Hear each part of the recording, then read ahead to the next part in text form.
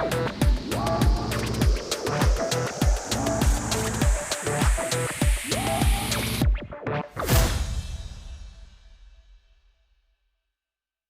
and welcome to the latest edition of the Time for Impact podcast with myself, Chris Wade, and myself, Matt Cobble. Hi, everyone. So we thought with the general election in the UK, at least, approaching very fast and all the parties in full campaign mode, and as we record today, I think all the major manifestos released, the last couple came out today. We thought maybe this is the right time for an election-themed Time for Impact podcast. So a week or two ago, NCVO and Akivo released their manifesto of what they wanted the parties to do if they are elected in next month. And we thought it might be fun to produce our own manifesto in the way of this podcast.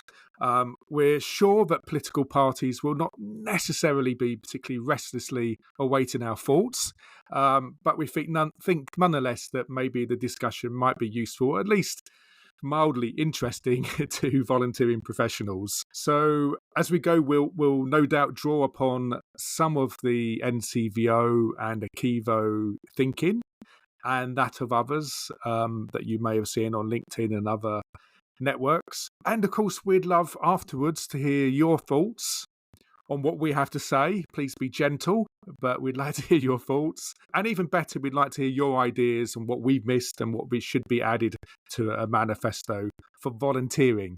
And we should be clear, we're not going to be party political in any of this, although we might be critical here and there of one or two suggestions of one or two parties. And of course, we are focusing purely on volunteering. So volunteering, civil action, social action, they're the things that we want to talk about. And we want to hear and hear your thoughts on what the political parties should be promising to do in the next few years if they're elected. So, Matt, where do we start? Perhaps we start by picking out what we've heard from the various political parties thus far about volunteering, which I think in truth is not a lot. Am I right, Matt? Not a lot, except for the big kind of elephant in the room, right? Which is the, and maybe this is a good place to start, which is the debate around the Conservative Party's proposal for national service for 18-year-olds. It feels to me that's the closest thing we've got with any reference to volunteering. Or is it, as we may consider in a minute, in any of the manifestos or in any of the pre-election build-up that I've certainly heard? Shall I give a quick explainer for those that maybe have or haven't heard about this, or maybe have heard a bit of it? So if the Conservatives win the general election, their pledge is that teenagers will be expected to take part in national service when they turn 18. They haven't exactly worked through, for a number of, I'm sure, very obvious reasons, how exactly this scheme is going to work, but they're proposing to set up a royal commission, which is a kind of public inquiry which will help them come up with the details. And then, I guess broadly speaking, this proposal looks at two streams, I think one of which I find more interesting than the other one for obvious reasons. But so the two streams, the first stream is about military training, effectively. So 30,000 teenagers taking up places to spend a full year, full time in the armed forces. They're saying the pathway would not involve combat, but they'd learn and take part in things like logistics, cybersecurity, procurement, or civil response operations, which sounds very interesting. And then the other angle to this is community volunteering. So if we're saying 30,000 in the armed forces, I guess the traditional kind of view that many people will think of when they think about national service, we've got the vast majority of teenagers on this other stream around community volunteering. So this would require them to spend 1 weekend a month volunteering for 1 year. So that's 25 days in total of volunteering. And the proposal is that the voluntary placements would be in the local community with organisations such as the police, the fire service, the NHS, or charities. So, what do you think about this, Chris? Any initial thoughts on this proposal? Well, let's start with the positives, shall we? There's something in there that's very positive about encouraging the habit of civil society action and getting involved in your community, and even maybe growing the habit of volunteering, although I'm sure we'll get onto the question of whether this is volunteering or not as we go forward. But there is something about saying to individuals that part of your responsibility as a citizen of the country is to get involved in the fabric of your communities. That, I think, is very, very positive. But there are a number of negatives. Shall I maybe start and maybe you'll pick up a few as well? Yeah, go for Um, it.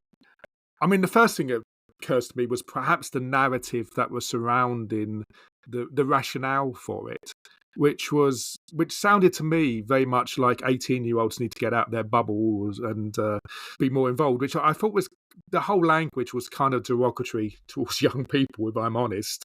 And I thought that was a shame. And I suppose you could argue why 18-year-olds only. If what's good is for people to get involved in serving their community, well, that should apply at any age, surely, shouldn't it? I realise there's an economic issue of stopping somebody's economic productivity, but that applies to 18-year-olds as much as it does to anybody else, perhaps. Um, and of course, it's compulsory, and it's not been badged as volunteering, so we shouldn't pretend it has.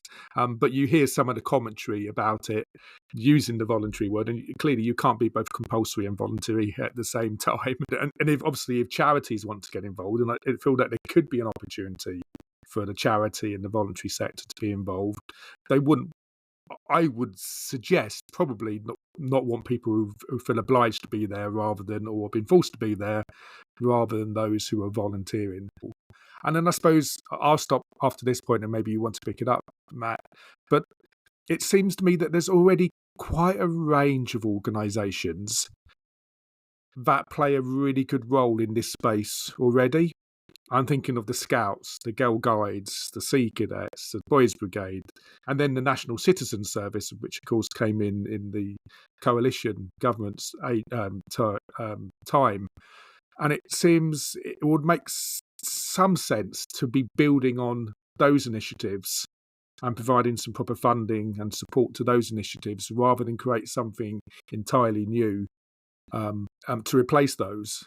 And then very lastly, I suppose, there's an opportunity missed. I don't know what you think, Matt. There's a lot of talk about the levelling up agenda. And yet there seems to be here an opportunity for local people, in this case 18-year-olds, to play a role in their local community. Yet what we seem to be designing is sending people off all over the place, including into the military, in a much more centralised sort of manner. And I think there's an opportunity missed there. What do you think? I think there's a few things that strike me around this altogether. So I think I'm with you on all of this, really. That the creating opportunities for young people to get involved in society is a great thing. So I'm quite conflicted about this, and I suppose the problem, the bigger problem I have with it is I suppose the way it's described and the sort of the dialogue around it, which is like trying to make it easier for young people to volunteer and to get involved in volunteering and to contribute to society. Great, like I'd Mm, be really behind that. yeah. But that volunteering, that sort of giving of time has to be truly voluntary. And Mm, sort of making people do it um, is not voluntary. That's kind of the biggest issue I have with this, which is is using the word volunteer when we don't really mean volunteering. We mean compelling people to do it for one reason or another. Maybe I've misinterpreted mm, this, and maybe the devil's in the detail of how this actually plays out. But when you're selling it as national service, which sounds like something that's compulsory, mm. and then attaching a word um, of volunteering, yeah, it sort of it makes me a bit cross, and I suppose disappointed for the missed opportunity. But Yeah. I'm positive that this is a conversation that's being had. I just wish we were having it in a more grown up, sophisticated.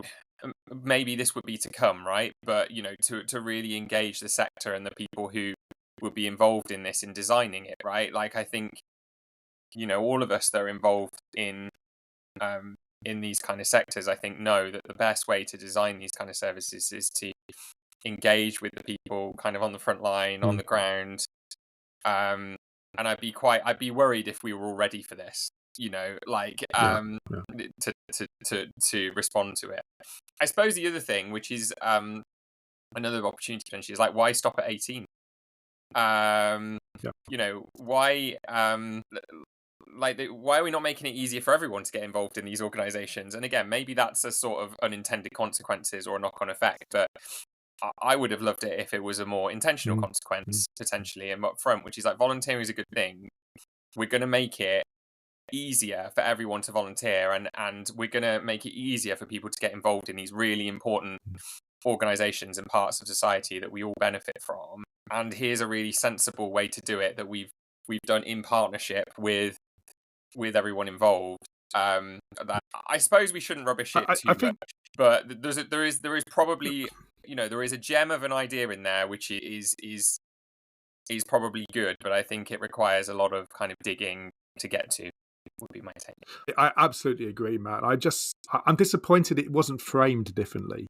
Because if this was framed as an announcement, say that we want to encourage, let's say 18-year-olds, we want to encourage 18-year-olds to get involved in doing things in their community, and it was framed more as an opportunity, And we're going to invest in it. maybe not compulsory, but we want to encourage young people to get the habit of getting involved in, whether that's the military, whether that's searching refugee, whether that's volunteering in their community. Then I would be all behind that, and I agree with you. We have to be careful not to completely belittle it, because I'm on record as saying I think the sector missed out on the big society back in 2010, 2011, because we absolutely panned it as a sector, and we saw it as an issue of austerity, which undoubtedly it was to a degree, but we missed an opportunity to engage and partner with government to turn the idea into something really fruitful.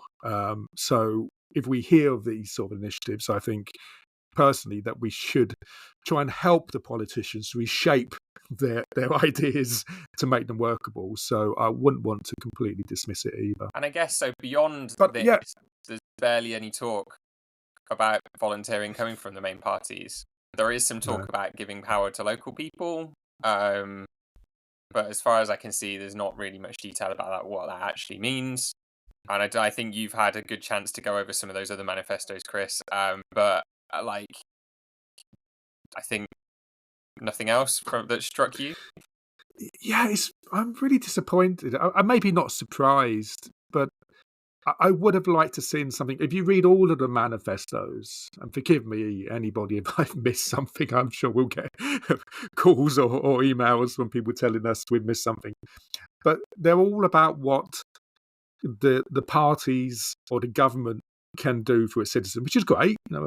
A government is there to serve its citizens, but there's nothing about enabling local people to take action to address local issues or even national issues. There's nothing about citizens' assemblies, for instance, or allowing people to have a greater voice beyond the votes at 16. But there's nothing really about civil involvement in the world of politics, which I think is a bit of a shame, personally. Especially at a time when the country, UK PLC, or however you like to frame it, faces so many, frankly, existential challenges. We've got a huge, unprecedented environmental challenge. We've got crumbling health services. We've got housing problems and population growth.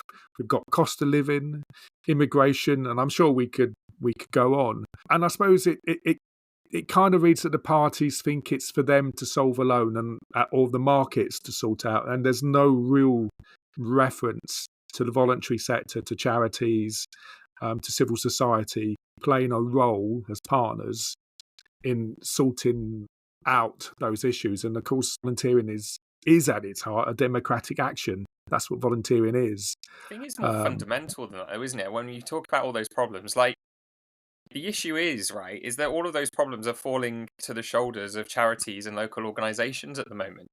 You know, Mm. who are running community food banks, volunteers, Yeah. who are providing support in communities to refugees, charities and volunteers, who's dealing with the impacts of the housing crisis, charities and Yeah. volunteers in lots of instances, you know, Yeah. and Yeah. Yeah. yeah, it feels like these, I guess, the pessimist in me feels like these things are not getting better right now. So the role of volunteers and charities in society is more important than ever. But that was I wish that was more about adding value than picking up the slack sometimes, potentially. Yeah. I wish it was more partnership rather than something that we do despite what was going on in terms of government decision making. It'd nice to be more funding coming down through councils and through local authorities to help charities and mutual aid groups who don't get a mention either, but actually do an enormously important Yeah, role absolutely. on Yeah, the I should have ground. mentioned that. Absolutely. There's a huge amount of volunteering and community action that goes on outside all of those kind of more formal structures, and that's really, really important as well. And something we shouldn't miss. And it's very easy to miss, right? Absolutely. So, shall we look at another example? What Yeah. about health and loneliness? So, Mhm. we hear a lot about mental health challenges, um, health and social care systems struggling to cope. There's been a lot of talk about, you know, certainly through some of the leadership debates I've watched, and some of the press coverage, and the manifestos as well, right? The Mm. challenges present in the NHS at the moment and social care, which includes includes mental health. We know that volunteering is good for mental and physical health. There's lots of Yep. studies to that effect. So maybe there's a role for volunteering to play here. I suppose in the social prescribing space, in terms of Mhm. some of the taking the pressure off the health system. I guess there's a sort of enabling factor as well, a broader enabling factor. Like I think of organisations like Parkrun, Yeah. driven primarily by volunteers, huge mental health benefits, huge physical health benefits. You know, the role that volunteering plays in supporting public health as well is Yeah. immense. You know, I call out Parkrun, but look, all the other Yeah. community Good gym. sport that goes on, driven by Mm. volunteers at their kind of beating heart. Like, Mm. what about that? What do you think? Yeah, absolutely. I mean, just obviously the exercise itself has got to be relieving pressure on the health service and taxpayers' costs. But I mentioned Good Gym just then because I think there's a lovely one in terms of combining both the health aspects with the loneliness, of course, which we know it tackles. You used to work for Riding for the Disabled. I think that's another great example of both the sort of exercise and the, well, I suppose both the loneliness and the local services. But actually, yeah, we know that volunteering, as you say, is good for people's health, especially for their mental health, but actually also for their physical health. So actually, investing in and encouraging a thriving voluntary activity has got to be good for the taxpayer and for the communities that we live in. So absolutely, and so Matt, we talk a fair bit about the value of volunteering. And charities in relation to GDP, it always has a mixed emotion for me. Obviously, it's great to see the great contribution and the size of the charitable sector in the UK.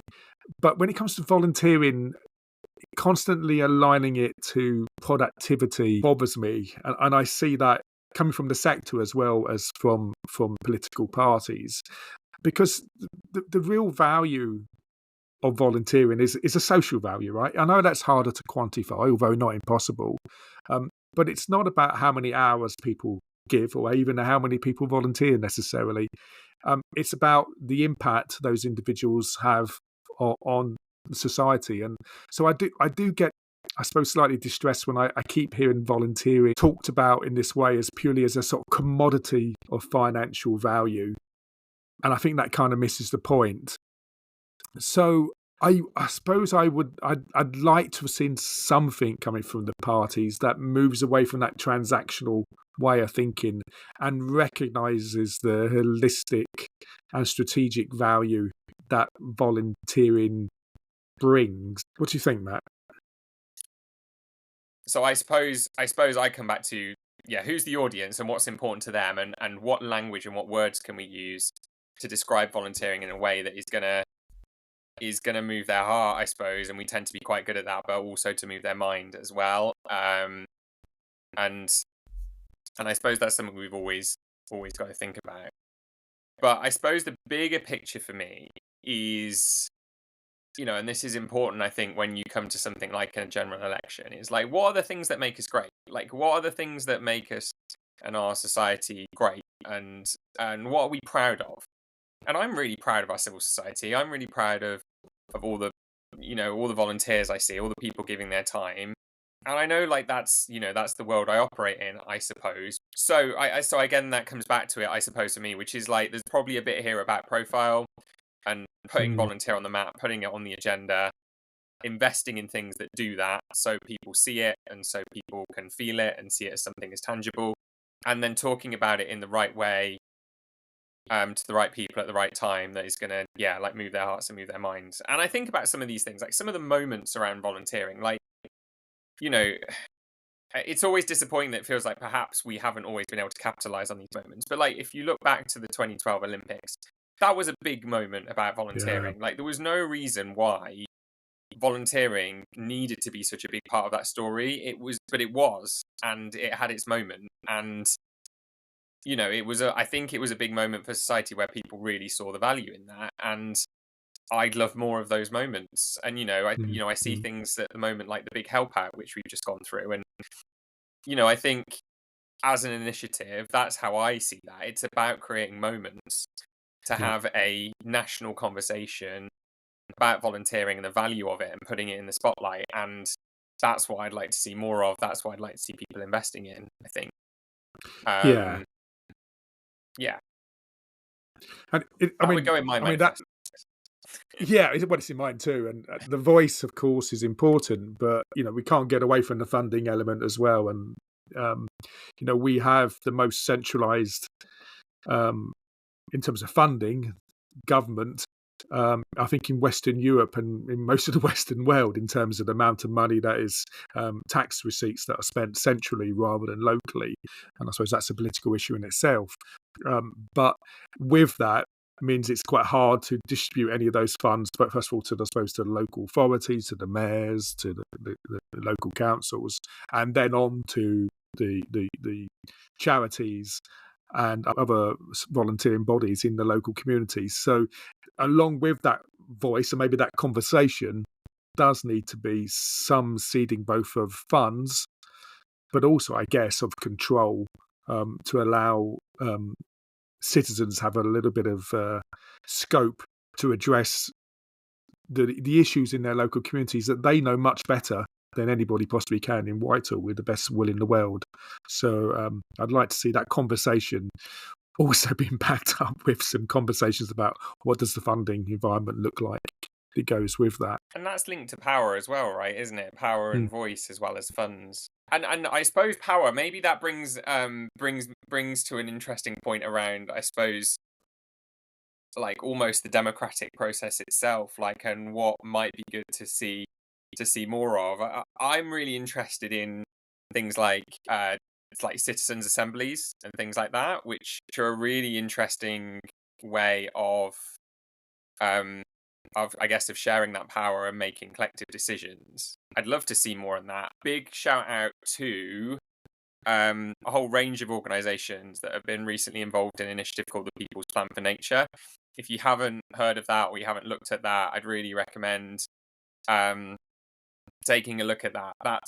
That's a really, really interesting participatory process using a sort of citizens assembly to make some really interesting ideas and plans about nature and the environment, led by some fantastic organizations who are doing fantastic work. And I'd love to see more of that, and modeling more of that, and seeing more of this kind of participatory process as yeah, the answer, right? It feels like it's potentially the answer to some of the polarization we see around some of the difficult decisions. Is actually, this is about deliberately getting people with lots of different views into a room to have a real grown-up conversation, Yeah. um, and make some decisions about the way forwards on really key issues. So that feels quite exciting to me and something I'd like to see more of. Yeah, and doesn't that conversation and the space to allow people to get involved in those conversations and exploring those issues enrich our democracy more than perhaps coming out and voting every few years for an issue. And obviously, citizens' assemblies, the things that get the the prominence are the big national efforts where they happen. Obviously, perhaps most notably to us and around here is the work that's gone in Ireland. But there's lots of citizens' assemblies that happen at very, or could happen at a very, very local level. They don't have to be national initiatives. So they can be about local ones as well. And we could go full circle, Matt, couldn't we? We could go straight back to the national service and say, well, actually, that's one way 18-year-olds or others could get involved in shaping the fabric of society is spending some time doing a deep dive into an issue that's perhaps slightly intractable and helping come up with some solutions. So citizens' assembly could be another way of doing that, I guess. Absolutely.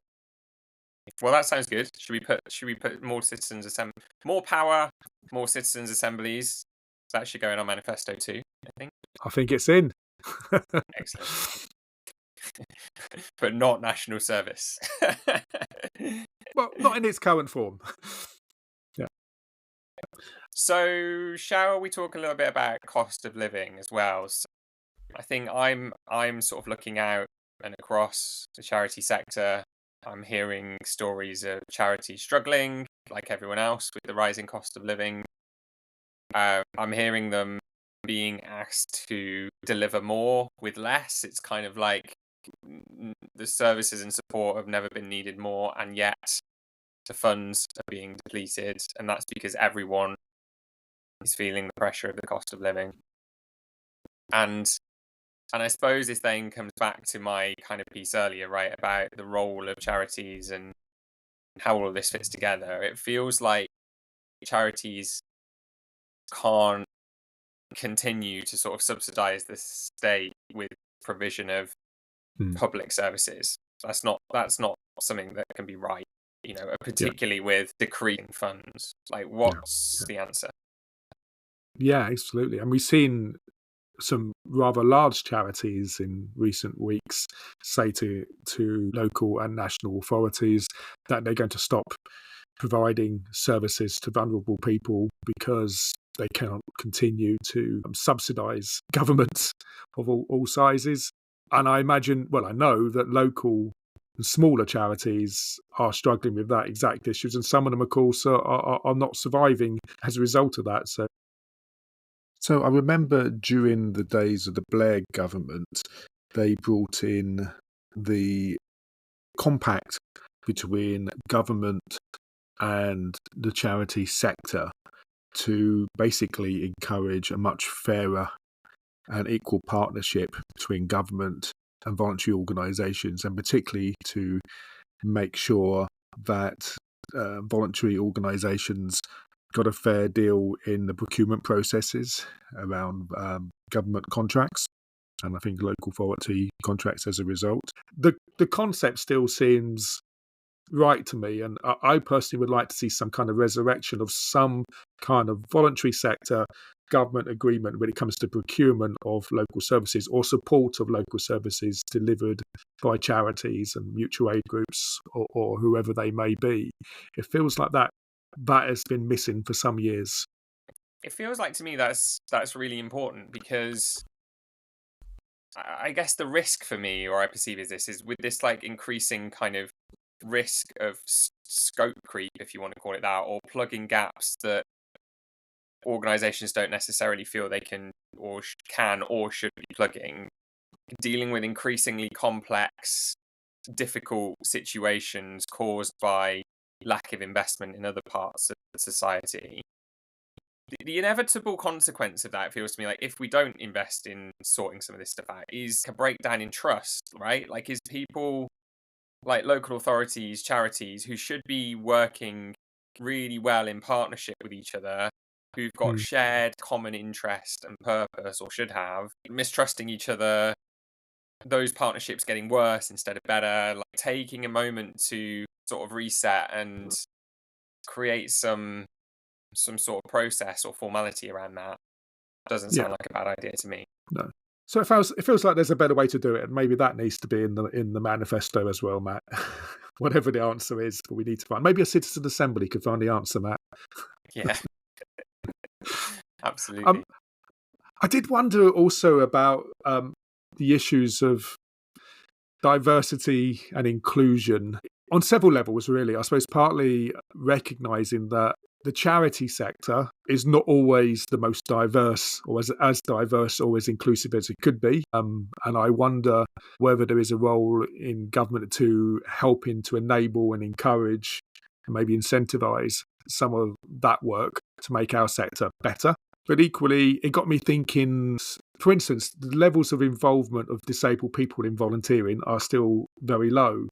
And considering such a large part of the sector is supporting disabled people, that seems rather perverse to me. So, what are we doing as a sector, and can government help us to enable more disabled people to be involved in volunteering? Would be really interesting to me. Likewise, um, there's lots of talk in the media about refugees and immigration. Um, I'm not going to get into the politics of that. I'm staying well clear. But nonetheless, if there are refugees who are having to, after very difficult circumstances, assimilate and get into a new country and a new way of living, and just in terms of general immigration, people still have to sort of get used to and get to know the societies and the communities they're joining. I think volunteering could be a really good vehicle for that, to helping people to get to know the community and to feel like they're playing, a productive part in the community that they've joined as well.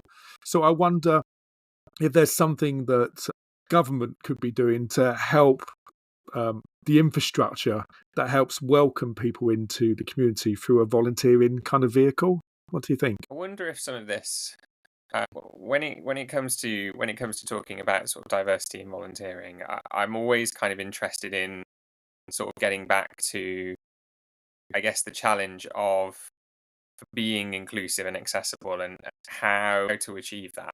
And sort of, I think some of that, for me at least, starts with an acceptance and acknowledgement by organizations that we need to change, and we need to organize ourselves differently. We need to be more flexible. We Yeah. need to um and I think I would be really interested. This is probably a bit of a radical one, but I would be interested in more infrastructure to hold organizations to account around that. Here's a couple of thoughts. I think part of the problem is designing opportunities and designing structures that are easy to access is part of the challenge. The other part of the challenge is making it also really easy and removing the barriers to volunteering that exist for individuals, I think. And yeah, we kind of need to tackle both. I suppose I don't know exactly what the government's role would be in that, but it's certainly a challenge, and I think it's one we all need to rise to for sure. Yeah, I see it less about holding organisations to account, although I'm not against that. But I suppose in my consultancy roles, I suppose, and at conferences and so on, I speak to so many charities who are grappling with inclusion issues in general. Few of them, from my experience, are in that situation because they're in some way against inclusion, or they don't want people involved in their organisations. Well, I'm sure there will be examples. But most of them are really struggling to know how to go about it. And of course, that's where organisations like Time for Impact, I suppose, get involved in trying to find those solutions.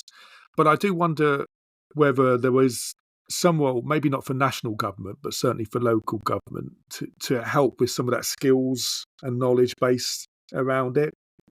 Yeah, Um, sh- maybe that's a much better answer of what what I'm trying to articulate as the problem. I think, yeah, you're right. This isn't easy, so maybe the sort of the stick approach is not the answer, and I don't even know what that would look like anyway, if I'm totally honest. But I think maybe the focus is about driving a commitment to work on this and supporting with the skills and expertise to try and make it happen. Great. I wonder if we should apply a little thinking to volunteer infrastructure, Matt. I think there could be a school of thought that says, well, volunteers, they don't get paid. Um, Therefore, we don't really need to invest too much in making that happen. It will just happen. Now, obviously, we all know that's not true at all. Um, but I can see why someone who wasn't perhaps as close to this world as we are might think, well, there's other solutions these days, and we've seen some of those solutions work. So, during COVID, we had a digital sign up process, which crashed because so many people wanted to sign up for it. We should be doing more digital stuff. So we don't need to invest in volunteer centres, for example, because they, compared to a flashy digital system, they might feel a bit old fashioned. And who's going to their local volunteer centre anyway to sign up? Which I think misses the point for me, which is, if we're saying, volunteering is, for the vast majority of cases, I think a community action, an action rooted in local community. We need centres and hubs for volunteering in local communities. That's where people are. We need these bodies more than ever, surely, especially for small charities. So should the government, for example, be investing in partnership with these kind of bodies as as building blocks for a healthier, more prosperous communities to get more people into volunteering, or should we be investing in a flashy digital system? What do you think on that one? Well, I agree entirely. You'll know, Matt, that I spent 6 very fascinating years on the board of Volunteer in England, which obviously was meant to be was the voluntary infrastructure national body for volunteering, and sadly, funding cuts of a different type meant that organisation and many other infrastructure bodies at the time either ceased to exist or merged with other organisations. And in the case of Volunteer in England, NCVO took on the organisation and did a sterling job as best they could to continue its legacy. But nonetheless, they had to do that with considerably less funding and therefore less impact. And I think that's a real shame. And that trickles down to a local level. And I know volunteer centres have had a horrendous time over the last decade or more. And yet they are essential to the fabric of local volunteering, especially for those small organisations. And we really do need at least local authorities to be working closely in partnership with those organisations. And where they do, and we've had examples of that not that long ago on this podcast, Matt, in Wales, where the Welsh Government and the local authorities work really closely with volunteer centres with tremendous success and connection with local people. So, yeah, I think we should be looking at that. And there is a role for national government, I think, to promote that work, even if they're not doing it locally. And in terms of making sure that there's funding through local authorities to enable that kind of work to happen. So, I'd like to see more resources for volunteer centres and more partnership with them to really help to address the fabric of our society.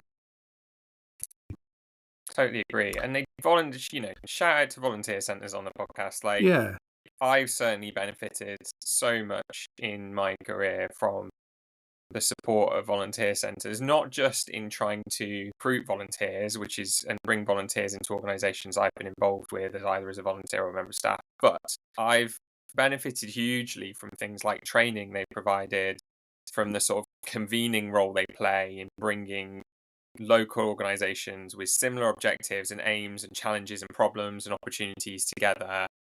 Their work is so, so important, and the people that work there are real experts in community action, in civil society, and have such an important role to play. And it's sad for me, and a real shame that lots of volunteer centres at the moment are struggling because of that lack of investment.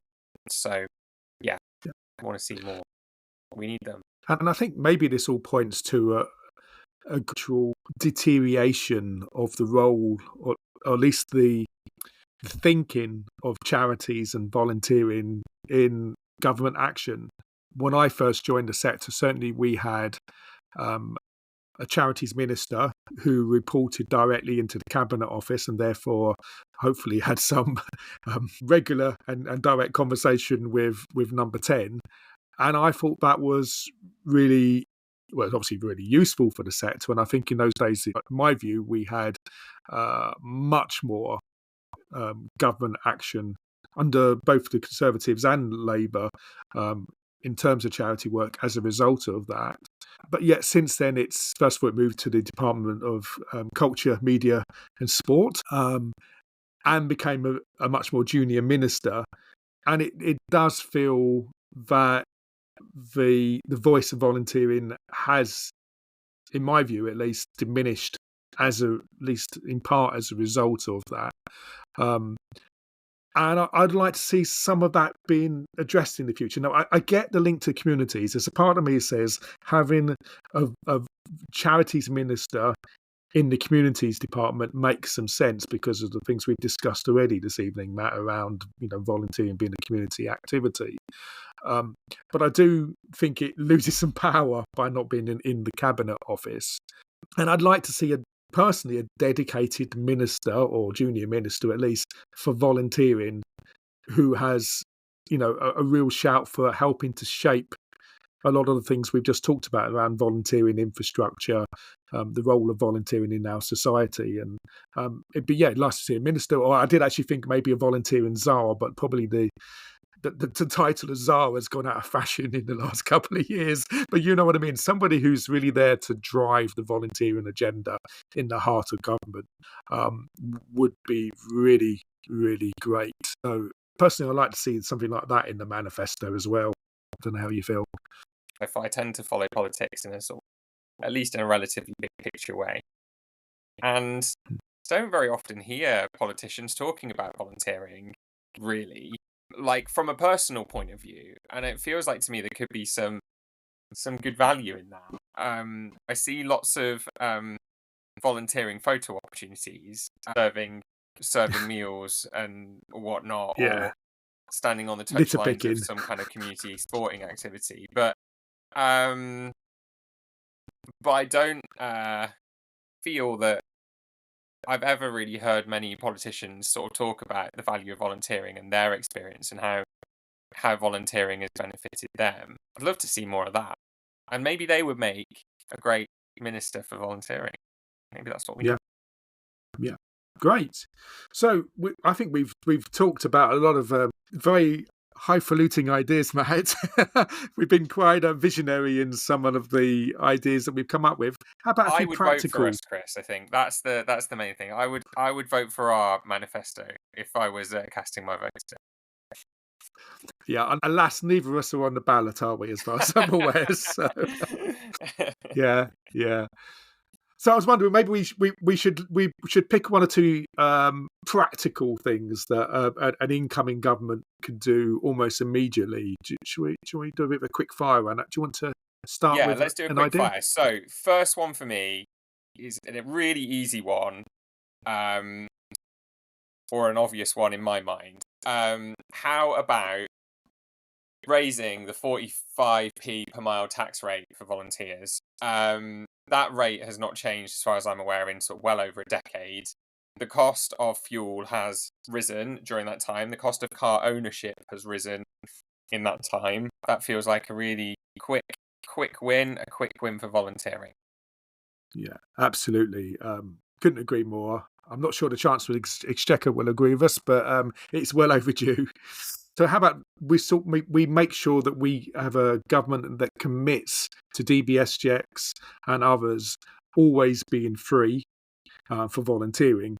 But going further than that, sorting out this issue of passporting so people can move from one organisation to another without having to keep repeating their criminal records checks. And maybe also providing some free national training on things like safeguarding and data protection, so that local organisations or even national organisations don't have to keep reinventing training on subjects that already exists. I think that is quite. I think there's a lot of interesting things to unpack there. I think like with the DBS checks and other other checks. I think my understanding at the moment is they're free, right? But lots of charities free for volunteers. But there's lots of us paying sort of effectively administration fees to get those things processed. Like, yeah, trying to help meet some of that would be good. But obviously, it's not free to process these things. But yeah, helping make that as smooth and as easy as possible would be, I think, fantastic. So, how about and I think NCVO have mentioned this in their manifesto as well. But how about clearing up some of the confusions over how and when refugees can volunteer? It seems an absolute minefield. People get very confused by it. It seems like a really quick thing to sort out. Get some real clarity on refugees and volunteering, and enable it to happen wherever possible. Sounds good to me. And what a positive thing. I think we should making it easier and clearer for everyone who wants to volunteer, including refugees. So that sounds like a great idea to me. And congratulations, NCVO, for calling it out and championing it. Good stuff. What about digital skills? You've piqued my mind, Chris, about some of this training stuff. I think, we're living in an increasingly digital world. We have people wanting to give their time and expertise and skills and talents and time, but sometimes the digital side of things can be a barrier. Is there anything that could be provided to help with people's digital skills? To me, there it seems like a win-win. If someone could develop their digital skills through volunteering as well, like that's a win-win, not just for their volunteering life, but for all kinds of aspects of their life, presumably as well. Whether that's making their shopping more accessible by doing online shopping, or being able to manage their finances more effectively through online banking or whatever. Like, digital upskilling, and if that was possible through learning that through volunteering, what a great advantage. Matt, I've just had a revelation. How about a national service where young 18-year-olds help people increase their digital skills in volunteering? I knew Well, we'd go full circle eventually. well, yes. Last one for me, Matt, is about trusteeship. I've been a trustee. I think you've been a trustee in the past, and we've certainly all worked with plenty of trustees.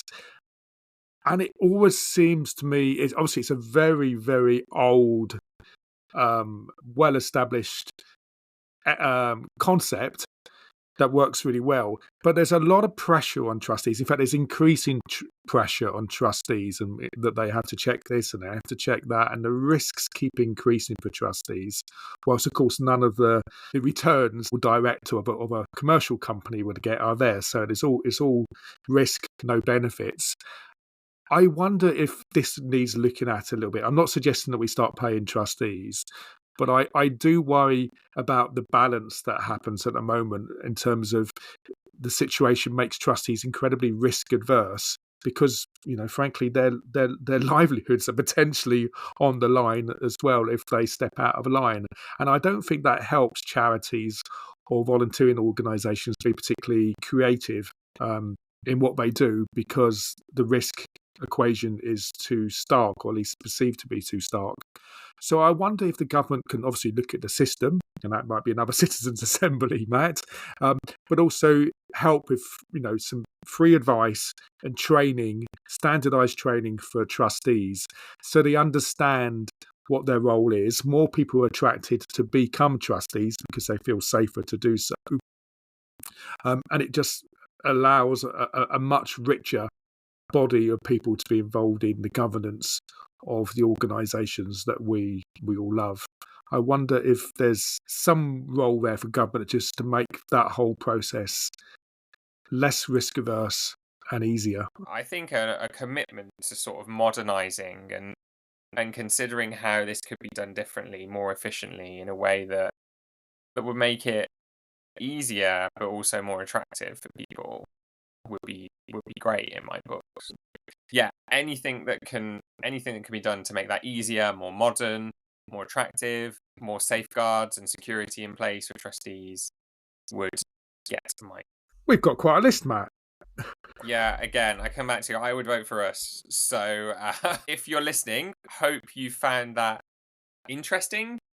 A few things to consider. I guess they're some of the things that would be in our manifesto. Let us know what would be in yours, or if you give us your vote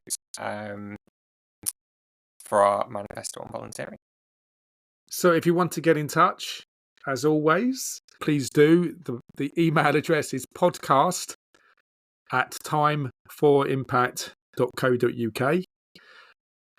We obviously would love your suggestions for the manifesto, and we'll find some way perhaps of listing those either in a future episode or in the show notes. But also we want ideas of people who would like to come on the podcast. This is an unusual episode in that it's just Matt and I, but we felt we needed to squeeze in an election special before July the 4th. So we've done that just with us. But normally, as you know, we'll have a guest talking about innovations in the sector.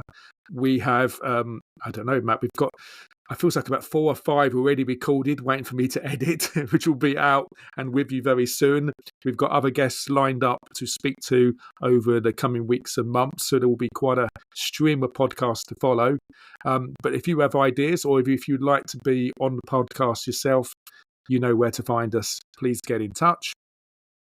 In the meantime, if you want to vote Chris and Matt, or even if you just liked what you heard, please do follow the podcast in the usual way, in your usual platforms.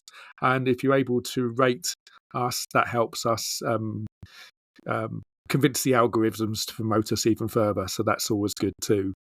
And it's always nice to have the feedback in any case. So I think that's all from us, Matt. Thank you very much, as always. Good to speak to you. Thank you, Chris. And yeah, everyone, remember to go out and vote on July the 4th. Important day. Make sure you make the time to do it. Do it. Yeah. Bye-bye. Bye all.